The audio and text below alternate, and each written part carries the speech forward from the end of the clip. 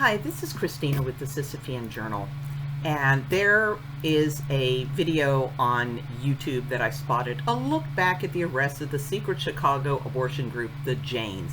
It was downright hagiographic. You'd think these women were saints.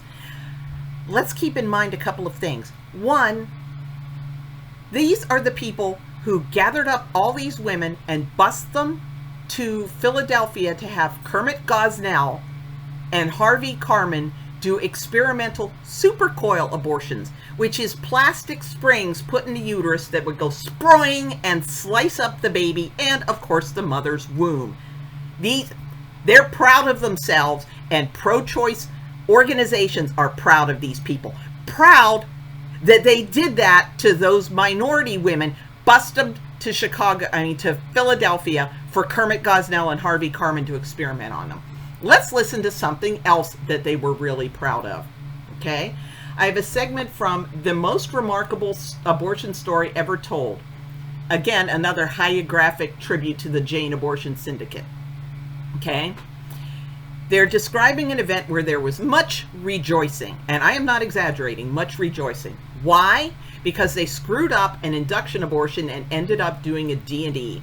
The author calls it a D&C because the term D&E hadn't been coined yet. I am not going to add any commentary at all. I'm going to read this verbatim.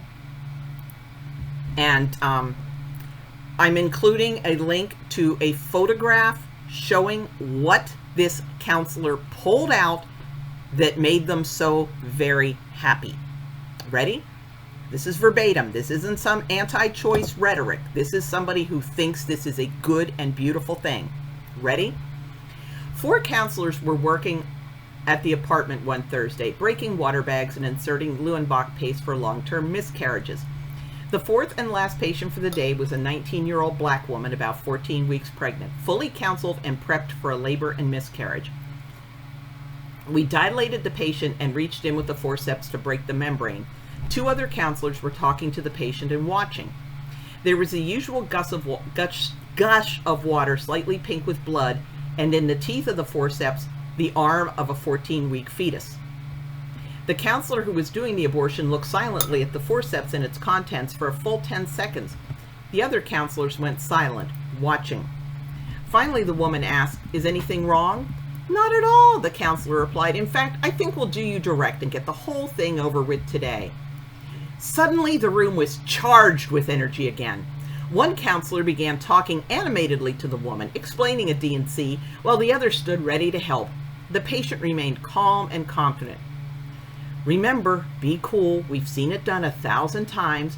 Reach in again with the forceps. Gently explore the wall of the uterus. Feel for loose material. Twist ever so gently to make sure it's loose. Pull slowly through the cervix. Another arm and hand. A big piece of placenta, a leg, an endless length of tiny intestine, a large bone that comes with a stronger tug, a shoulder." The woman winces as the hip bone is pulled through the cervix, the other leg and the ribs, a 2-inch length of backbone.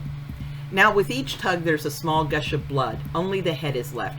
Forget that for now and get the placenta off the wall so the bleeding will stop. Switch to a curette and scrape the placenta down toward the opening. Now, back to the forceps, in and out, pulling loose placenta out. The bleeding stops almost entirely.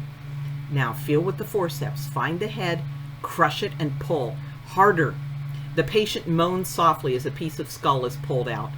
The next piece, finally the last piece. There, all done. Suddenly, the room is in bedlam. One counselor is jumping up and down and yelling, "We can do it ourselves! From now on, we can do it ourselves." Tell me below what you think that says about these women.